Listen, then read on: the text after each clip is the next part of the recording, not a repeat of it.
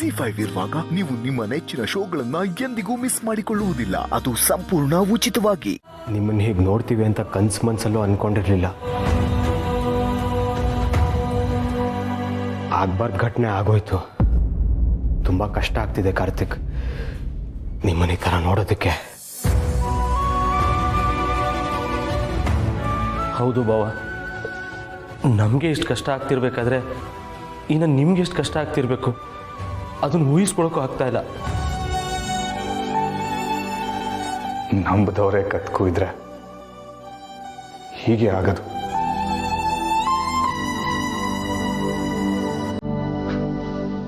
ನಾನಿಲ್ಲಿದ್ದೀನಿ ಅನ್ನೋ ಬೇಜಾರ್ಗಿಂತ ಸತ್ಯ ಮಾಡಿದ ನಂಬಿಕೆ ದ್ರೋಹನೇ ಎಲ್ಲಿ ಚುಚ್ತಾರೆ.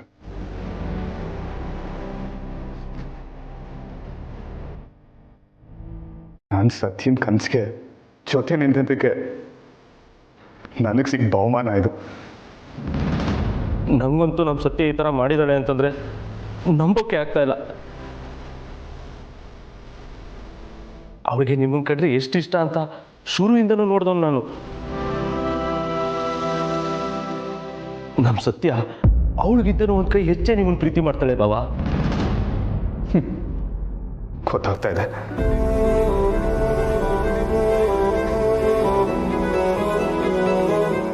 ಇಲ್ಲ ಕಾರ್ತಿಕ್ ಅವರೇ, ಸತ್ಯ ನಿಮ್ಮ ಜೊತೆ ಕಟುವಾಗಿ ನಡ್ಕೊಂಡಿದ್ದಾರೆ ಅಂದರೆ ಅದ್ರ ಹಿಂದೆ ಬಲವಾದ ಕಾರಣ ಇರಬೇಕು.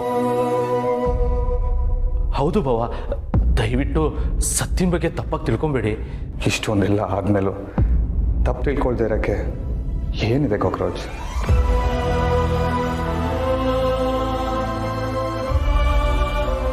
ನನ್ನ ಮನಸ್ಸು ಹೊಡೆದೋಗಿದೆ. ಇವಾಗ ನಾನು ಯಾರೂ ನಂಬೋ ಪರಿಸ್ಥಿತಿಲಿಲ್ಲ. ಸತ್ಯ ಅವರು ಮಾಡಿದ ಸರಿ ಅಂತ ನಾನು ಹೇಳ್ತಿಲ್ಲ ಕಾರ್ತಿಕ್ ಅವರೇ, ಆದರೆ ಇದಕ್ಕೆಲ್ಲ ಕಾರಣ ಏನು? ಅವ್ರಿಗೇನಾದರೂ ಒತ್ತಡ ಇತ್ತಾ? ನಿಮ್ಮನ್ನು ಅರೆಸ್ಟ್ ಮಾಡೋದಕ್ಕೆ ಅವ್ರ ಹತ್ರ ಇದಕ್ಕೆ ಪ್ರೂಫ್ ಆದರೂ ಏನು ಅಂತ ತಿಳ್ಕೊಂಡು ಆಮೇಲೆ ಅವ್ರ ಬಗ್ಗೆ ಒಂದು ಅಭಿಪ್ರಾಯಕ್ಕೆ ಬರೋದು ಒಳ್ಳೆಯದು ಅನ್ನೋದು ನನ್ನ ಭಾವನೆ. ಸಮಯ ಆಯ್ತು ರೀ, ಬೇಗ ಹೊರಡಬೇಕು.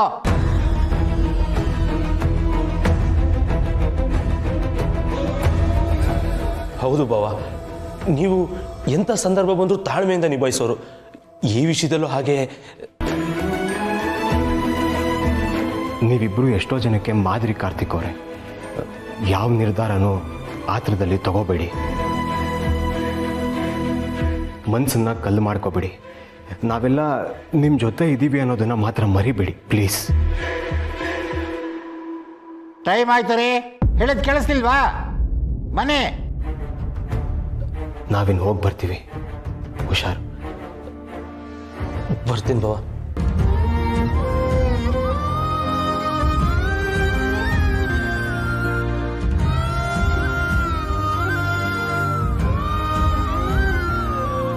Thank you sir. ಆಯ್ತಾಯ್ತು, ನಡೀರಿ.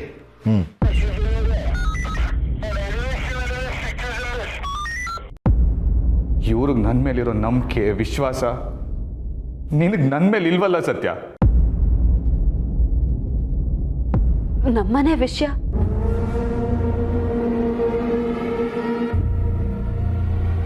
ನಮ್ಮನೆ ವಿಷಯ ಅಂದ್ರೆ ಏನು ಅತ್ತೆ? ನಾನು ಈ ಮನೆಯವಳೇ ಅಲ್ವಾ? ನೀನ್ ಈ ಮನೆಯವಳಾಗಿದ್ರೆ, ಕಾರ್ತಿಕ್ ಹೆಂಡತಿ ಆಗಿದ್ದಿದ್ರೆ, ಕೋಟೆ ಮನೆ ಸೊಸೆ ಆಗಿದ್ದಿದ್ರೆ ನನ್ನ ಮಗನ ಅರೆಸ್ಟ್ ಮಾಡ್ತಿರ್ಲಿಲ್ಲ.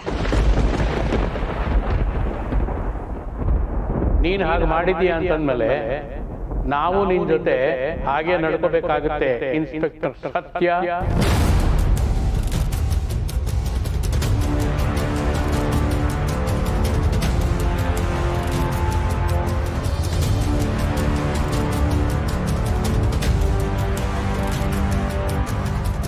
ರಾಯ್ರೆ, ಇದ್ರಲ್ಲಿ ನನ್ನ ತಪ್ಪಿಲ್ಲ ರಾಯ್ರೆ. ಕಾರ್ತಿಕ್ ಚಕ್ರವ್ಯೂಹದಲ್ಲಿ ಸಿಕ್ಕಾಕೊಂಡು ಆಗಿದೆ.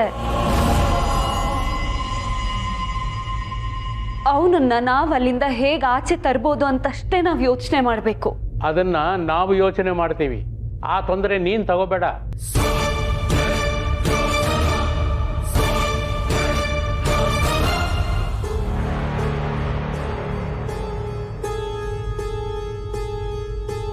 ರಾಯ್ರೆ, ನಾನು ನಿಮ್ಗೆ ಇನ್ನು ಹೇಗೆ ಹೇಳಲಿ?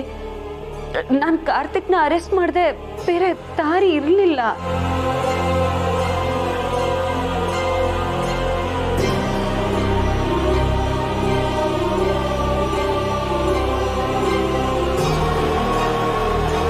ಅತ್ತೆ, ನೀವಾದ್ರೂ ಅರ್ಥ ಮಾಡ್ಕೊಳ್ಳಿ. ಯಾಕೆ ಸತ್ಯ ಸುಳ್ಳು ಹೇಳ್ತಾ ಇದ್ಯಾ? ನಿನ್ನ ಹೈಯರ್ ಆಫೀಸರ್ಸು ಕಾರ್ತಿಕ್ ಈ ಥರ ತಪ್ಪು ಮಾಡಿದ್ದಾನೆ, ಅವನನ್ನು ಅರೆಸ್ಟ್ ಮಾಡು ಅಂತ ನಿನಗೆ ಹೇಳಿದಾಗ, ಇಲ್ಲ ಅವ್ನು ನನ್ನ ಗಂಡ, ಅವನನ್ನು ನಾನು ಅರೆಸ್ಟ್ ಮಾಡಲ್ಲ ಅಂತ ಹೇಳಿ ಅವ್ರಿಗೆ ರೆಸಿಗ್ನೇಷನ್ ಲೆಟರ್ ಕೊಡಬಹುದಾಗಿತ್ತಲ್ವಾ?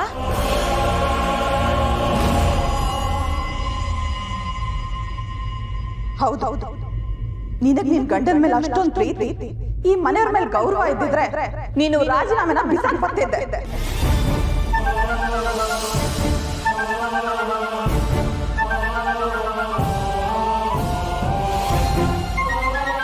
ಚಿಕ್ಕಿ ಹಾಗೆ ಮಾಡಿದಿದ್ರೆ ಇವಳಿಗೆ ಹೆಸರು, ಫೇಮು ಇದೆಲ್ಲ ಸಿಗ್ತಾ ಇತ್ತಾ?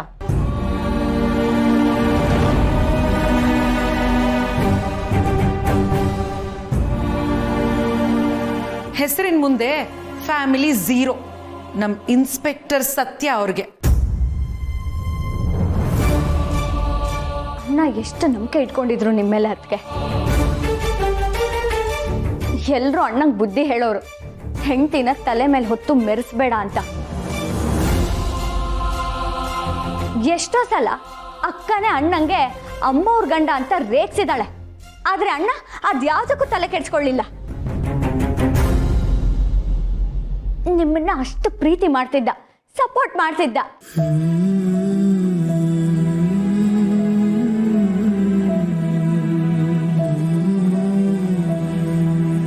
ಆದ್ರೆ ನಿಮ್ಮಿಂದ ಅವನಿಗೆ ಸಿಕ್ಕಿದ್ದೇನೋ ಜೈಲು, ಅವಮಾನ. ಪೊಲೀಸ್ ಆಗಿದ್ದೆ ಅವನಿಂದ. ಈಗ ಇವಳು ಅವನನ್ನೇ ಜೈಲಿಗೆ ಕಳಿಸಿ ಗ್ರೇಟ್ ಅನ್ನಿಸ್ಕೊಂಡ್ಬಿಟ್ಲು.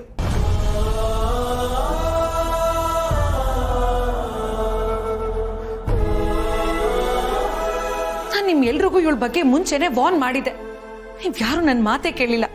ಈಗ್ಲಾದ್ರೂ ಗೊತ್ತಾಯ್ತಾ ಇವಳ ಬುದ್ಧಿ ಏನು ಅಂತ? ಇದು ಒಂದು ವಿಷಯದಲ್ಲಿ ನಿನ್ ಯೋಚನೆ ಸರಿಯಾಗೇ ಇತ್ತು ಕೀರ್ತನ್. ನಾವು ನಿನ್ ಮಾತನ್ನ ಕೇಳಬೇಕಾಗಿತ್ತು.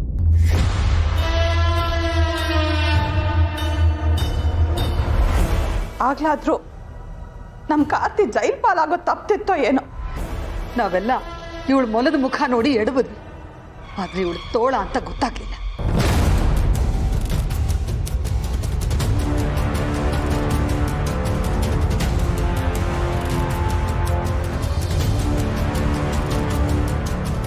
ಸೀತಾ, ಮಾಡಿದವ್ರ ಪಾಪ ಆಡ್ದವ್ರ ಬಾಯಲ್ಲಿ ಅಂತ ನಮ್ಗೆ ಯಾಕೆ ಬೇಕು? ಅವಳು ಮಾಡಿದ ಪಾಪ ಅವಳಿಗೆ ಇತ್ತು. ನಾವು ನಮ್ಮ ಮಗನ ಬಗ್ಗೆ ಯೋಚನೆ ಮಾಡಿ. ZEE5 ಆಪ್ ಡೌನ್ಲೋಡ್ ಮಾಡಿ ಎಲ್ಲಾ ಸಂಚಿಕೆಗಳನ್ನು ಸಂಪೂರ್ಣ ಉಚಿತವಾಗಿ ನೋಡಿ.